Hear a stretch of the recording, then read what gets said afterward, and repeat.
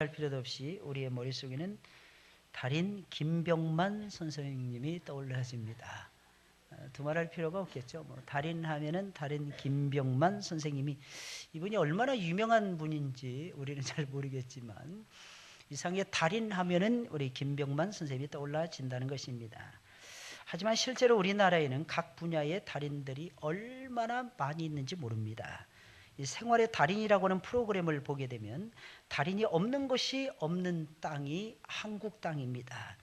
여기서도 달인, 저 분야에서도 달인, 곳곳에 달인들이 숨어 있어서 한 사람이 10사람 이상의 몫을 충분히 감당해내고 있는 것을 보게 됩니다. 생활의 달인들이 자랑하는 기술들을 보게 되면 모두가, 저는 아무리 생각을 해도 성령께서 주신 은사다, 이런 생각이 들 정도입니다. 그분들의 빼어나고 뛰어난 솜씨를 보게 되면 아주 감동적입니다. 열심히 구슬 땀을 흘리고, 그들의 특징이 이것입니다. 이거 한번 생각을 해보세요. 이게 맞는지. 열심히 구슬 땀을 흘리며 보통 사람들보다 몇 배의 실적을 올리는 아주 성실한 모습을 보이고 있다는 것입니다. 이것이 그분들이 보여주고 있는 것의 전부라고 하는 사실입니다. 구슬 땀을 열심히 흘리며 보통 사람들보다 몇 배의 실적을 올리는 아주 성실한 모습을 보여주고 있다는 것입니다.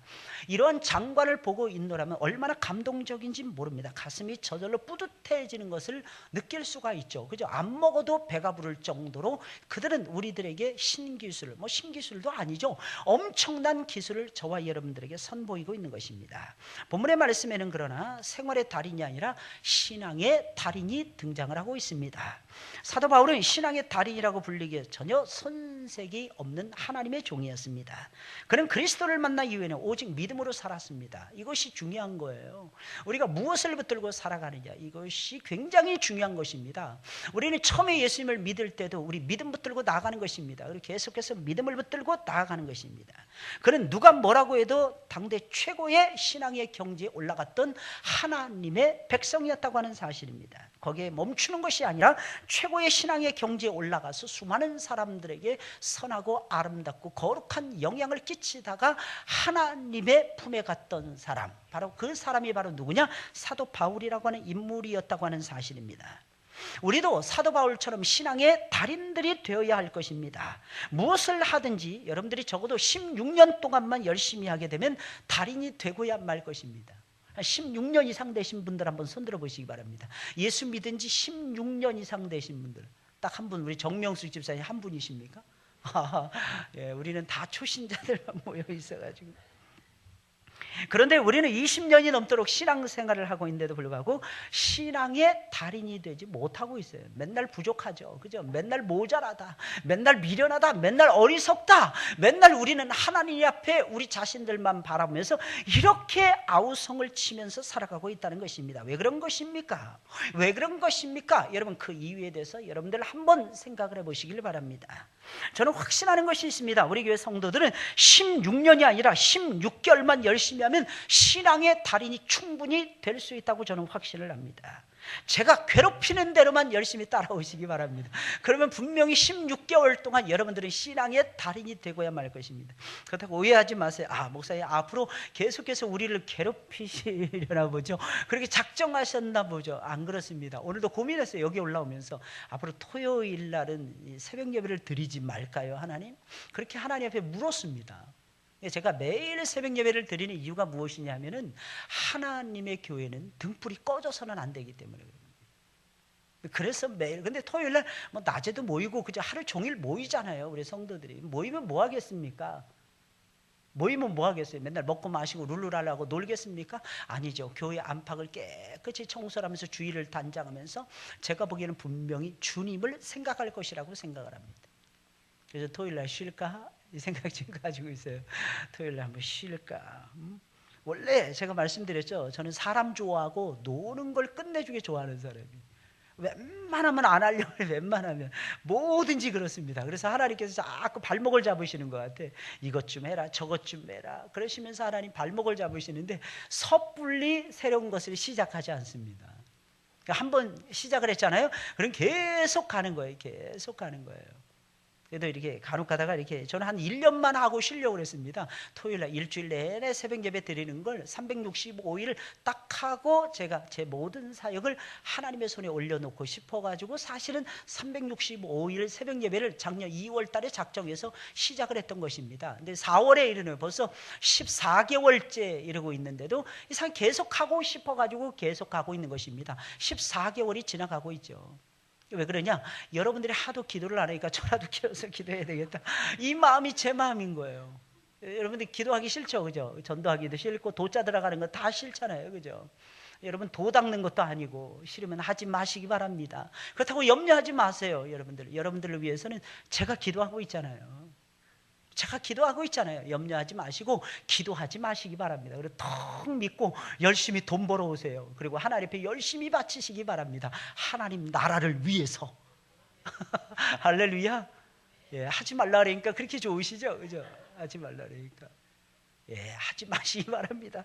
저 혼자 미친 듯이 기도할 테니까 여러분들 하지 마세요.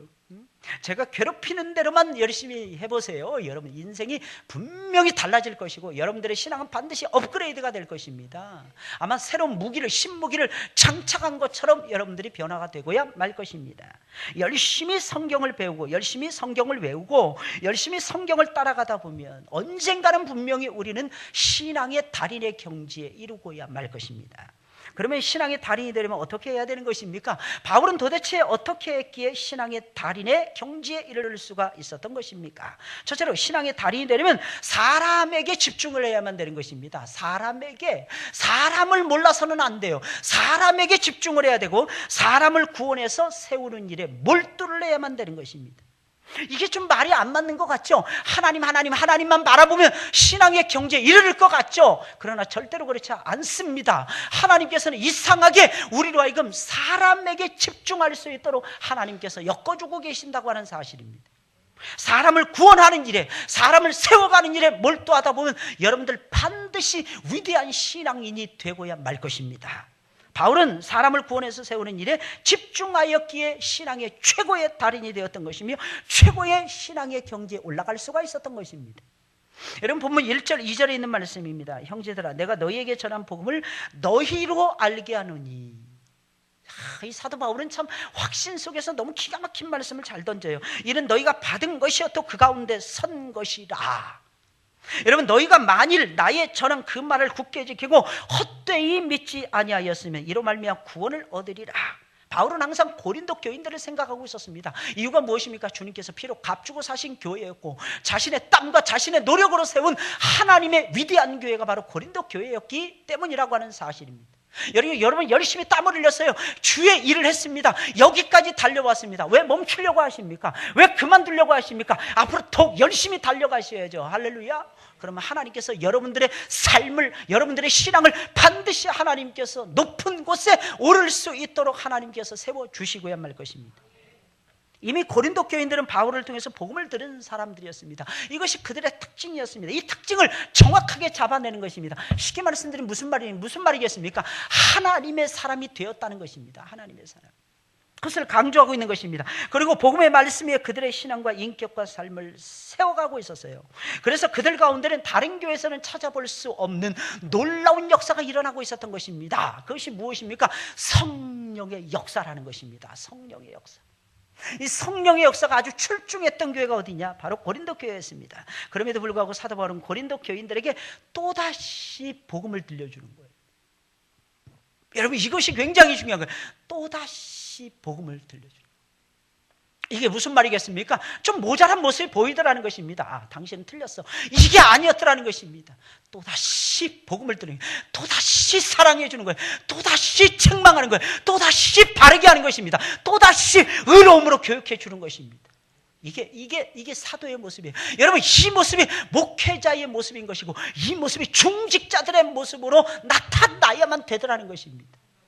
예수님이 그랬죠. 여러분 예수님의 제자들이 그랬죠. 사도 바울이 그랬다고 하는 사실입니다. 내가 너희에게 전한 복음을 너희가 알기를 원하노라. 너희가 만일 내가 전한 복음을 굳게 지키고 헛되이 믿지 아니했으면 너희가 구원을 반드시 얻을 것이니라. 헛되이 믿지 말라고 하는 뜻이죠. 여러분들 제발 헛되이 믿지 마시길 바랍니다. 지금까지 수고했잖아요. 중간에서 그만두면 아니 감만 못한 거 아니겠습니까? 끝까지 참는 거예요. 끝까지 견디는 것입니다. 이유가 무엇입니까? 나중까지 견디는 자는 구원을 얻으리라. 이게 성경의 약속이기 때문이라는 것입니다. 이미 고린도 교인들은 복음을 아는 사람들이었어요. 십자가의 복음 위에 굳게 서가는 사람들이었습니다. 그런데 바울은 그들에게 다시 복음을 들려주면서 그들의 영혼을 깨우며 그들의 영혼을 굳게 세워주고 있었던 것입니다.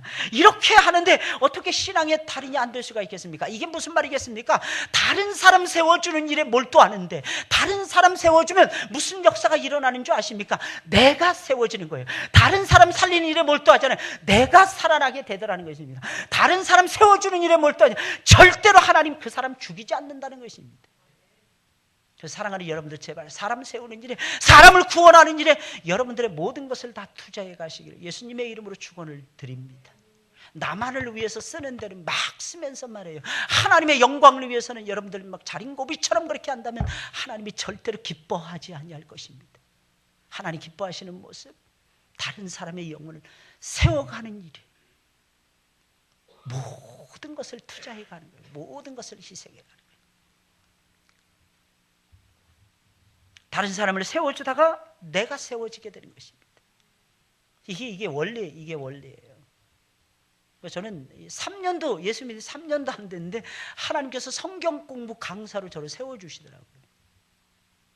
이해할 수 없었어요. 정말 이해가 안 가죠. 여러분들 생각해 보세요. 3년도 안 됐어요. 3년도. 제가 그때 구원의 확신도 없었어요. 근데 주일학교 교사, 중등부 교사, 중고등부 교사, 그리고 청년부 성경공부 조장인도, 이 세 가지 직분이 저한테 다 말씀 가르치는 직분이었습니다. 이 세 가지가 저한테 날벼락처럼 떨어져 봤어요. 근데 참 신기하더라고요. 한 1년 지나니까요, 구원의 확신이 뭐예요? 구원의 확신. 저 어깨를 나란히 했던 제 신앙의 친구들이, 저 미안합니다, 제 그때의 느낌을 그대로 말씀드린 거예요. 저 뒤에 서 있는 거 있죠? 그 저한테 물어보는 거예요. 처음에는 저한테 안 물어봤거든요. 지들 잘난 척 했거든요. 근데 시간이 지나면서 역전이 되는 것입니다. 저한테 물어보는 거예요. 저한테 물어보는 거예요. 개중에는 대부분이 모태 신앙이었다는 거 아니겠습니까? 저한테 물어보는 거예요. 신기한 거 있죠. 저는 어린 찬송가도 다 몰랐습니다. 그래서 예배 사회를 볼 때였는데 지금도 생각이 납니다. 전체를 다 써가지고 겨우 사회를 봤어요. 예배 사회를. 어린이 애들 예배 때인데 전체를 처음부터 끝까지 다 적어가지고 한 5장 적었던 것 같습니다. 심지어는 지금부터 묵상기도 드리겠습니다. 이거부터 시작해서 기도 문구 모든 것을 다 적었어요. 왜? 몰라서 그랬던 거예요. 몰라서 그랬던 거예요. 자신감이 그렇게 없었던 거예요. 전 첫 설교했던 것이 아이들 앞에서 선한 목자라고 하는 주제로 첫 설교했던 것이 기억이 납니다. 어떻게 했느냐? 저 그거 몰랐어요. 근데 어디 갔더니 설교가 있더라고. 설교가. 기독교 백화점에 갔더니 설교가 있는 거야. 아이들 그림 이렇게 큰 도화지에다가 아이들의 수준에 맞는, 그리고 뒤에다 큰 글씨로 쓰여져 있더라고. 그거 이렇게 딱 생각하고 난 뒤에서 읽기만 하면 되는 거야. 어제 제가 난생 처음으로 방송국에 견학을 갔습니다. MBC 일산 방송국에 갔는데 때마침 무한도전을 촬영을 하고 있는 거예요. 잘 무도라 하니까 잘 이해 못하시는 분들, 그분들은 신세대입니다. 신세대. 무한도전을 찍고 있는 거예요. 유재석이랑 다 나와 있더라고요. 거기 보니까 정영돈부터 시작을 해가지고 쫙 사진 촬영하고 있는데 그거 보기가 쉽지 않다는데, 난생 처음 갔는데 어떻게 관계자를 알고 있어가지고 거기 들어갔어요. 무료 파킹을 하고 한 1시간 넘게 사진 촬영하고 걔네들 진짜 확실히 다르더라고. 이 사진을 이렇게 찍으라는 것에 찍었더니 사진이 진짜 잘 나오더라고. 얼굴이 빛나는 거예요. 핵처럼 빛나는 거. 물론 원래 광채가 나지만 해처럼 이렇게 빛나는 거예요. 이게 깜짝 놀랐어요. 그 장면들을 바라보면서. 근데 진짜 재미가 하나도 없더라고요. 그 사진 찍는데 그게 재미가 있는 거야. 재미없다는 게 재미가 있는 거야. 난생 처음 갔어요. 난생 처음. 근데 그 모습을 바라보는데 이런 모습들이 참 아름다운 모습이구나. 아름답게 만드는 거. 화면 속에 담는데 그게 아름다워지는 거예요. 야, 이게 재미가 있어지는 거야. 볼 때는 하나도 재미가 없는 거야. 그런데 재미가 있는 거예요. 이 차이는 엄청나다고 말씀드릴 수가 있을 것입니다. 근데 아무것도 몰랐어요. 저 같은 경우는. 근데 너무 신기한 것은요, 그걸 그림을 가지고 뒤에서 읽는 거예요. 근데 거기서 보니까 그 촬영하는데도 보니까 앞에 다 붙어 있고 앞에 다 보여주더라고. 앞에 보는 거 가지고 콘티 다 보고 그 다음에 이 촬영에 들어가더라고요. 다 외웠겠죠. 대사 다 있었겠죠. 대본 다 있었겠죠. 근데 처음 설교할 때 제가 생각합니다. 그런데도 애들이 좋다고 막 그러더라고요. 그림 보여주고 뒤에서 보고 거기에 뭐 이렇게 멈춰 가세요 뭐 이런 것까지 다 표시가 다 돼 있는 설교 원고를 가지고 하는 거예요. 근데 그 읽는 것도 그렇게 힘들더라고요. 읽는 것도. 처음 하는데 얼마나 긴장을 했는지 말도 못해요.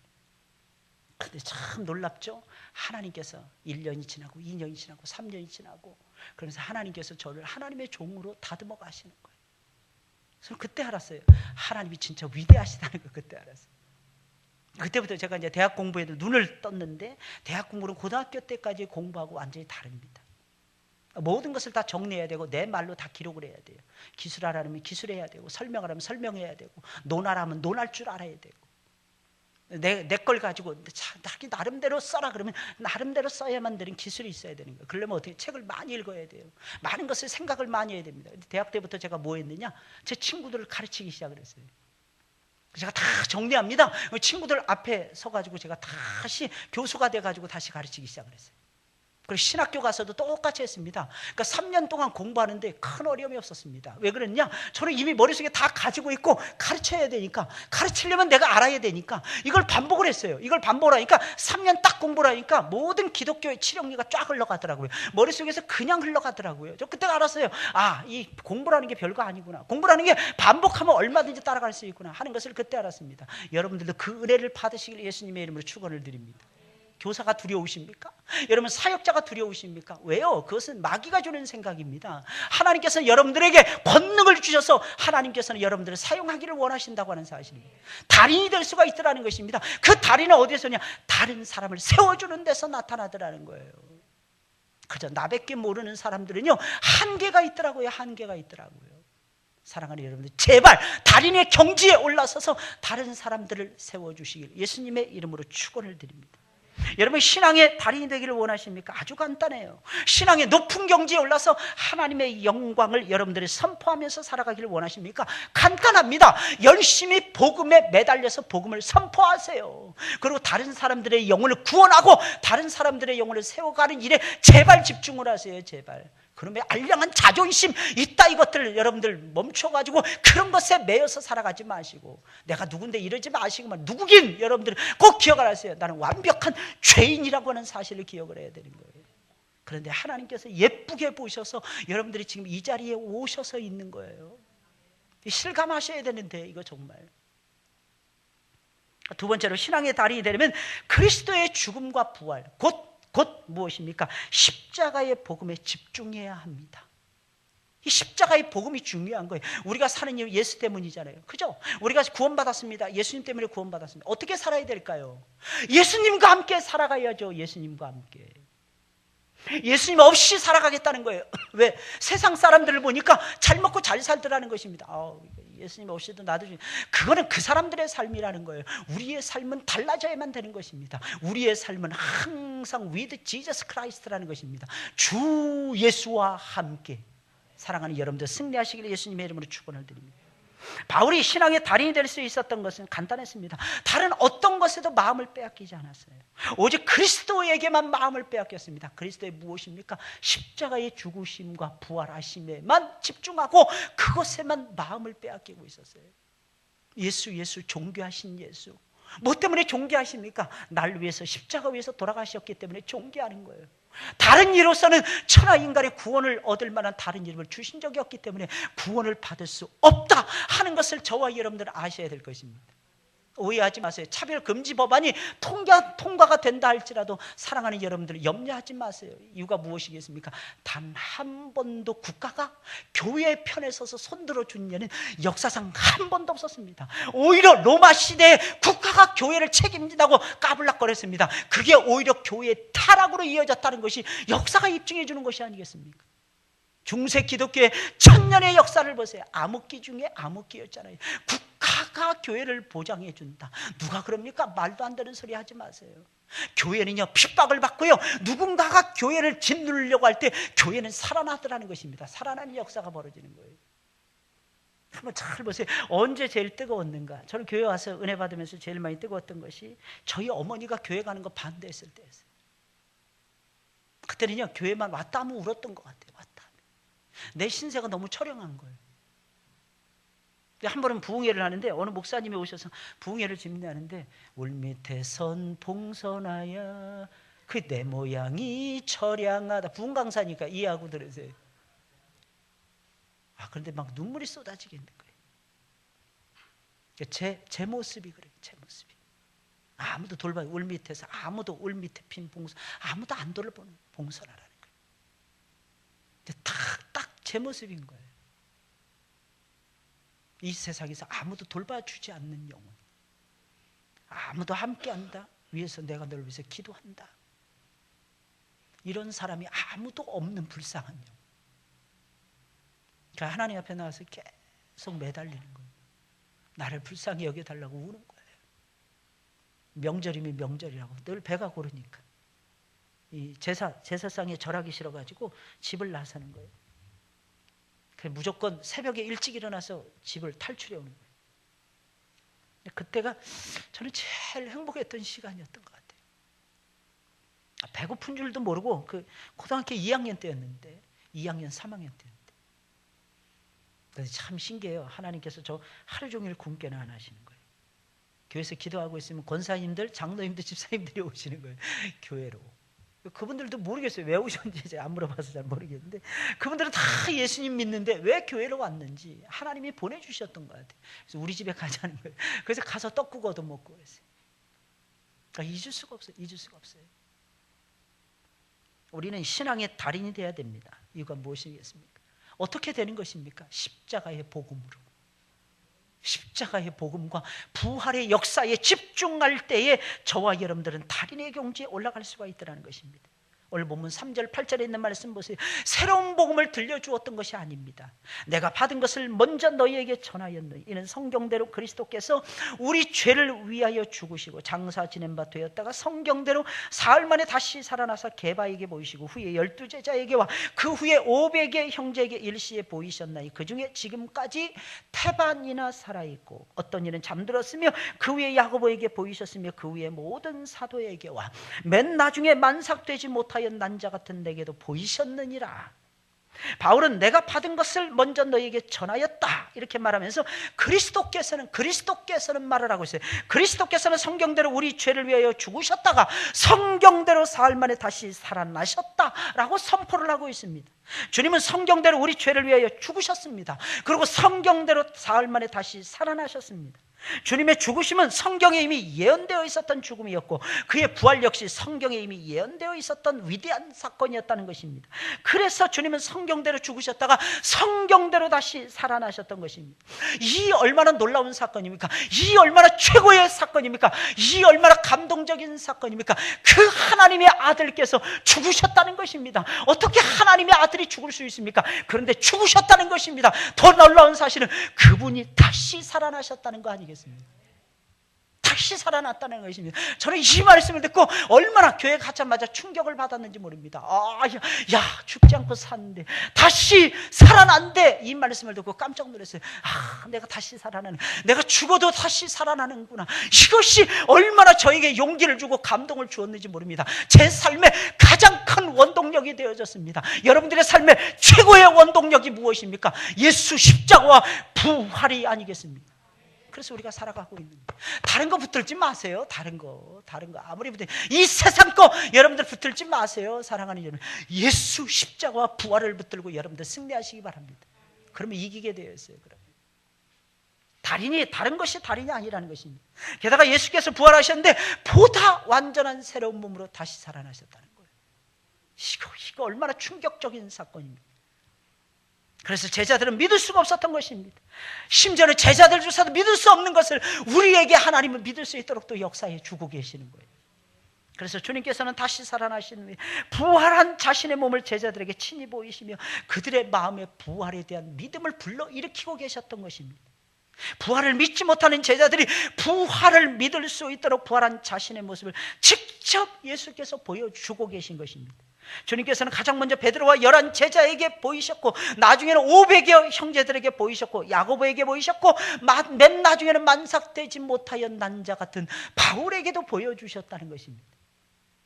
역시 육신을 가진 사람은 눈으로 봐야만 믿는 것 같습니다. 그래서 주님께서는 보여주셨던 것입니다. 신앙이 날마다 올라가서 달인의 경지에 이르기를 원하십니까? 간단합니다. 십자가의 복음에 집중하셔야 될 것입니다. 해 아래 다른 것이 없어요. 해 아래 다른 것이 없어요. 그래서 우리가 은혜 받는 거, 늘 은혜의 방편하면 뭐가 생각납니까? 하나님 말씀. 하나님 말씀. 그 말씀의 핵심 무엇입니까? 십자가와 부활 사건이 아니겠습니까? 믿으세요. 사랑하는 여러분들, 제발 믿으세요. 성찬 아니겠습니까? 성찬. 그 성찬이 무엇입니까? 주님의 죽으심을 다시 오실 때까지 기념하는 거룩한 예식이 성찬이잖아요. 그리고 기도가 무엇입니까? 나는 죽고 내 안에 그리스도가 살아나는 것이 아니겠습니까? 부활하시는 거예요. 이게 영혼의 부활이 아니겠습니까? 영적 부활이 아니겠습니까? 이게 기도라는 거예요. 호흡하세요, 사랑하는 여러분들. 그리고 말씀의 세계 가운데로 들어가셔서 은혜를 받으시길 예수님의 이름으로 축원을 드립니다. 아직도 얼마나 많은 사람들이 그런데 지극히 작은 일만 만나도 예수님을 등지고 십자가를 등지고 부활하심의 역사를 믿지 못하고 있어요. 이거 참 답답한 거예요. 믿는 대로 된다니까요. 믿는 대로. 믿는 자는 영광을 보리라 그랬어요. 믿는 자는 살아나리라 그랬어요. 제발 믿으시기를 예수님의 이름으로 축원을 드립니다. 어떤 일이 일어나든지 항상 주님의 죽으심과 부활에 집중하세요. 반드시 여러분들 최고의 신앙의 경지에 여러분들께서는 올라가고야 말 것입니다. 무슨 일이든지 무슨 일이 일어나든지 제발 상관하지 마세요. 딱 집중을 하세요. 예수 그리스도의 죽으심과 부활에 집중하면서 살아가야 되겠다. 예수님이 좀 안 되잖아요. 예수님은 더 많이 고난을 당하셨지. 좀 어렵잖아요. 아, 예수님께서는 반드시 부활하셨잖아. 그러니 우리도 살아날 거야. 하나님께서 이틀 만에 고치시고 사흘 만에 다시 일으켜 주실 것이야. 제발 믿으세요. 제발 믿으세요. 마지막 세 번째로 신앙의 달인이 되려면 오직 하나님의 은혜에 매달려야만 되는 것입니다. 오늘 9절, 10절, 11절에 있는 말씀이에요. 다 같이 읽어볼까요? 이 말씀은 시작. 나는 사도 중에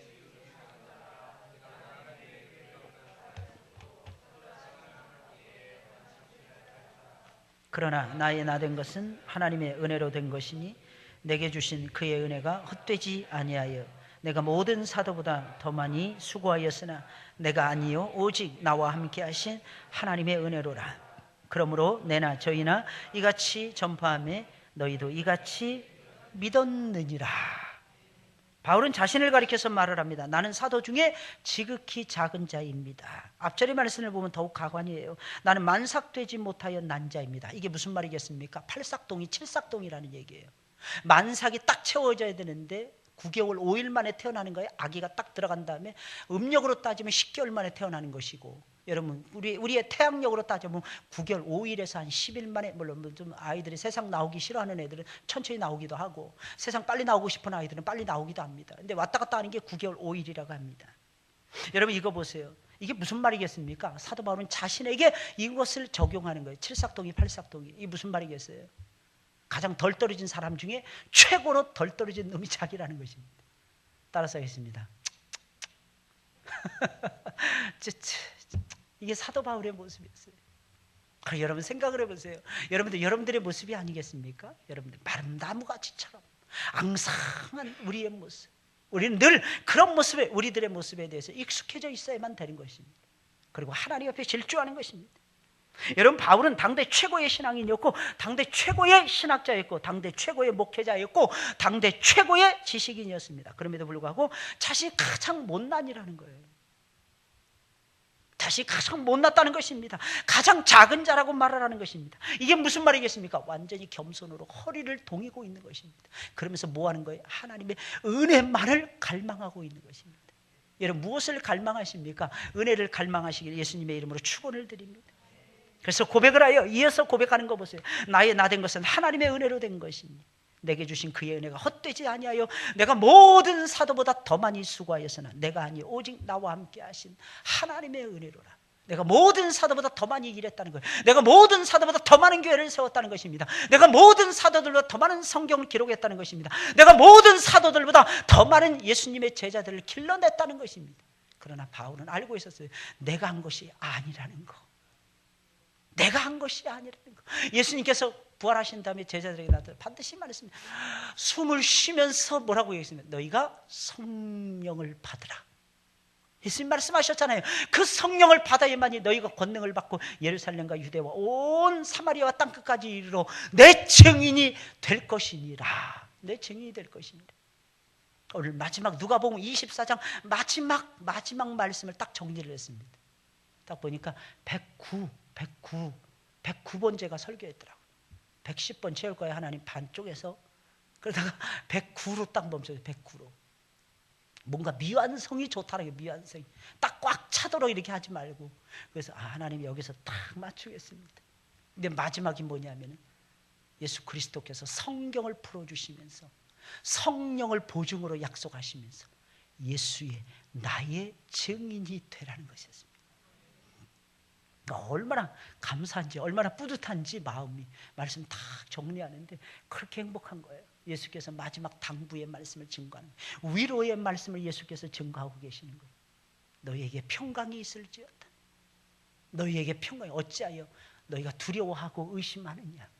이 말이 무슨 말이겠어요? 어찌하여 너희에게 믿음이 없느냐. 성경을 쫙 풀어주시면서 성령을 약속하시면서 나의 증인이 되거라. 이게 마지막 예수 그리스도께서 우리에게 주신 말씀입니다. 한 달 후에 할 설교인데 사랑하는 여러분들 미리 들으신 거예요. 여러분들. 우리 1분 만에 다 들으신 거예요. 1분 만에. 누가복음 마지막 24장 마지막. 그리고 요한복음 강해로 다시 들어가게 될 것입니다. 누가복음 1장부터 안 들었죠. 그죠? 9장부터 제가 강의했나? 한국에 와서? 그죠? 1장부터 앞에 해드릴까? 진짜 재밌어요. 누가복음이 정말 재밌습니다. 복음의 완성이에요. 거의 누가복음이. 그래서 앞에 말씀 들으면 좀 다를 텐데. 근데 이미 지나간 거니까 뭐 또 들을 필요 뭐 있겠어요. 나중에 또 하나님이 기회를 주시겠죠. 누가복음의 말씀을 들을 수 있도록. 언제냐? 한 10년 기다리셔야 될 것입니다. 10년. 요한복음 한 마태복음 할 것이고 마태복음 한번 마가복음 할 것입니다. 그것만 해도 한 300편이 넘는 설교거든요. 300편이 넘는다면 얼마 기다려야 되는지 한번 계산해 보시기 바랍니다. 그 정도면 얼마 안 되는 것 같네요. 그죠? 금방 지나갈 것 같네요. 어떻게? 그러다 누가 보면 또 그냥 한 7, 8년만 해도 들어갈 수 있는. 알아서 계산하세요. 뭐 지금 뭐 열심히 막 계산하지 마시고. 여러분 우리는 꼭 기억을 해야 됩니다. 우리가 사는 것은 은혜로 산다는 거예요. 바울은 그 사실을 알고 있었어요. 내나 저희나 다 하나님의 은혜로 전파하고 있고 너희들도 이같이 믿었느니라. 이 말이 무슨 말이겠습니까? 바울이나 다른 사도들이나 오직 하나님의 은혜로 복음을 전파했다는 것이고 그 점을 고린도 교인들도 이미 알고 있다는 것이 아니겠습니까? 에디슨은 이런 말을 했습니다. 1%의 영감과 99%의 노력으로 나는 발명왕이 되었다. 이렇게 고백을 했습니다. 그러나 저는 감히 여러분들에게 말하고 싶습니다. 무슨 말이겠습니까? 늘 말씀을 드리죠. 1%의 우리의 수고와 99%의 하나님의 은혜로우신 역사로 말미암아 우리가 살아가고 있는 것입니다. 이 사실을 잊어서는 안 돼요. 아무리 노력을 많이 해도 우리의 노력은 1%도 안 된다는 것입니다. 내가 하는 모든 것이 전부 다 하나님의 은혜로 된 것이며 내가 하는 모든 수고는 단 1%도 되지 않는다는 것입니다. 뒤를 돌아보시면 쉽게 알 수 있어요. 우리의 살아온 뒤를. 하나님의 전부 다 하나님의 은혜였지 않습니까? 바울은 당대 최고의 신앙의 경지에 올라갔던 신앙의 달인이었습니다. 누가 이렇게 만든 것입니까? 하나님이 그렇게 만든 거예요. 그러니까 하나님이 위대하신 것입니다. 그러니 우리는 무조건 하나님께 영광을 돌려야 되는 것입니다. 만물이 주에게서 나오고 주로 말미암고 주에게로 돌아갈 것이니라. 열심히 외치세요. 그러면 어떻게 됩니까? 사람을 건지는 일. 왜? 그것이 아버지의 뜻이니까. 사람을 건지고 사람을 세우는 일에 몰두해야 될 것입니다. 이유가 무엇이라고요? 그게 아버지의 뜻이라니까요. 그게 아버지의 뜻이라니까요. 언제나 십자가와 부활에 집중해야 될 것입니다. 왜? 그 말씀이 말씀의 엑기스고 핵심이고 전부이기 때문이라고 하는 사실입니다. 그것이 말씀의 전부라는 거예요. 십자가와 부활이. 이것을 놓치면 절대로 안 될 것입니다. 한마디로 하면 예수죠. 예수입니다. 마지막으로 하나님의 은혜 붙들고 승리하셔야 됩니다. 제발 하나님의 은혜로 여러분들 여기까지 오신 거예요. 앞으로도 어떻게 달려가야 될까요? 노력으로 사세요. 노력으로. 따라서 하겠습니다. 노력으로 살죠, 목사님. 왜 안 따라서 하십니까?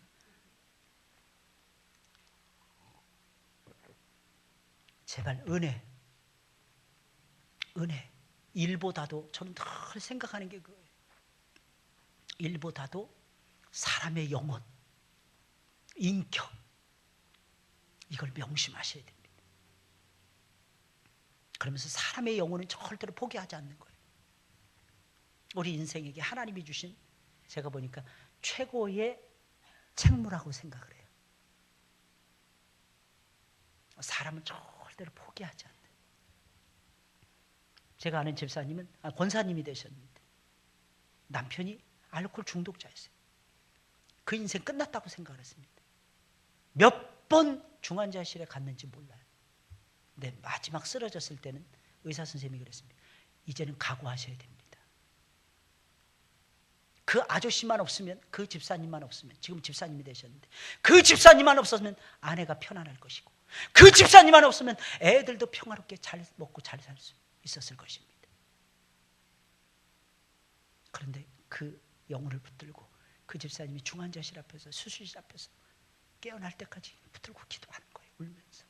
하나님, 나를 용서해 달라고.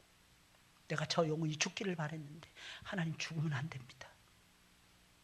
아직 주님을 몰라요. 주님, 용서해 주옵소서. 깨어났습니다. 그리고 나서도 몇 번 또 엎치락뒤치락 했지만 이제는 하나님의 사람이 됐어요. 완전히 술 다 끊어버렸습니다. 다 멀리하니까, 다 멀리. 그 제 앞에서 고백을 하는데, 제가 한국에 왔다니까 식사 대접하겠다면서 제 앞에서 고백을 하는 거예요.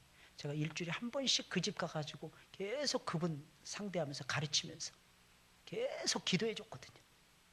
한 3년 지나니까 변화되더라고. 이게 말씀의 파괴라고 그러잖아요. 파괴력. 사랑하는 여러분들, 믿으시기를 예수님의 이름으로 축원을 드립니다. 끌어다가 그냥 예배 드리는 자리에 무조건 앉혀놔야 돼. 그래야 변화가 되게 돼. 안 오면 찾아가고 또. 그렇지 않아요. 그러라고 하나님이 우리 불러주신 거예요. 사랑하는 여러분들, 신앙의 뭐가 되라고요? 달인들이 되세요. 달인. 확실하게 우리는 신앙의 달인들이 돼야 됩니다. 우리 찬송을 부르겠습니다.